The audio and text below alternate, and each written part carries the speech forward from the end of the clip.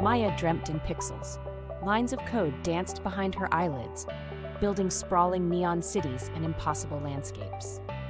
Unlike most kids who dreamt of princesses and pirates, Maya craved something far more technical. She yearned to be the architect of these virtual worlds. Growing up in the cramped quarters of New Hong Kong, where reality often felt like a glitching simulation itself, Maya found solace in the boundless creativity of video games. She spent countless hours exploring them, not just as a player, but as a potential creator, dissecting the code beneath the surface.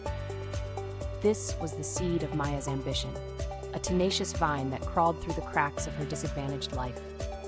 She knew the odds were stacked against her.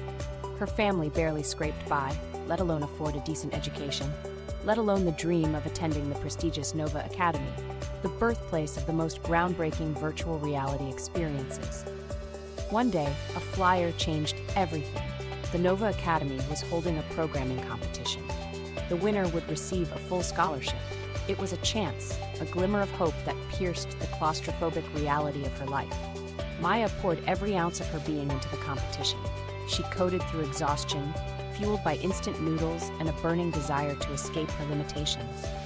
Finally, after weeks of relentless work, she submitted her entry, a sprawling, ever-evolving VR world inspired by the neon-drenched streets of New Hong Kong, with a hidden layer that exposed the social inequalities festering beneath the shiny facade.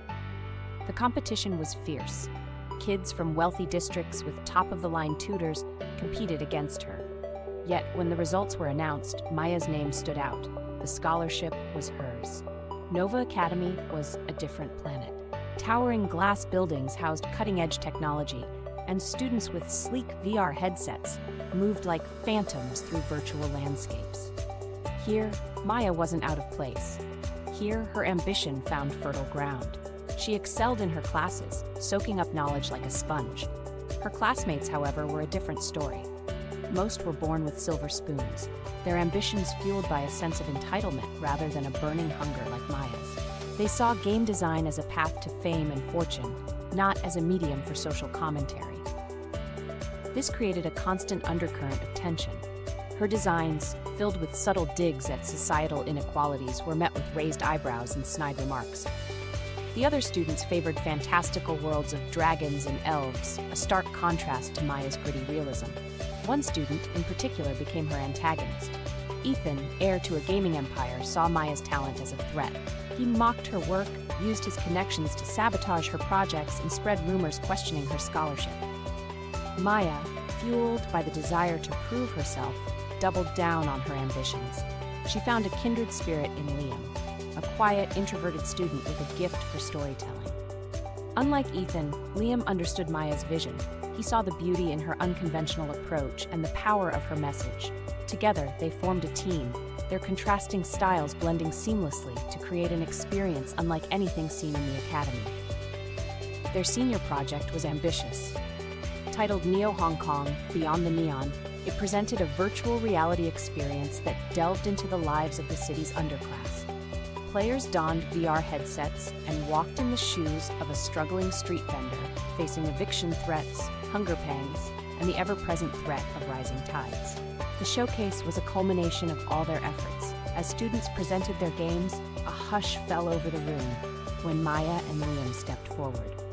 The first player, Ethan himself, strapped on a VR headset. The virtual world enveloped him. He found himself in a cramped, makeshift stall, the air thick with the smell of frying noodles. As the game progressed, Ethan felt the gnawing hunger in his stomach, the weight of debt pressing down on him. He witnessed the apathy of the wealthy, the rising floodwaters threatening his livelihood, the crushing hopelessness that clung to every corner. When Ethan emerged from the VR world, he was pale and shaken. He looked at Maya and Liam, a new respect sparking in his eyes.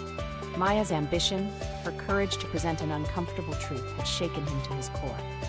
The showcase ended with a standing ovation. Maya and Liam's project won every award, sparking a debate about the role of VR in social commentary. After graduation, they refused lucrative offers from established companies, choosing instead to use their talents to create an independent studio. Their games, tackling issues of environmentalism, poverty, and social justice, became critical darlings, challenging the very foundations of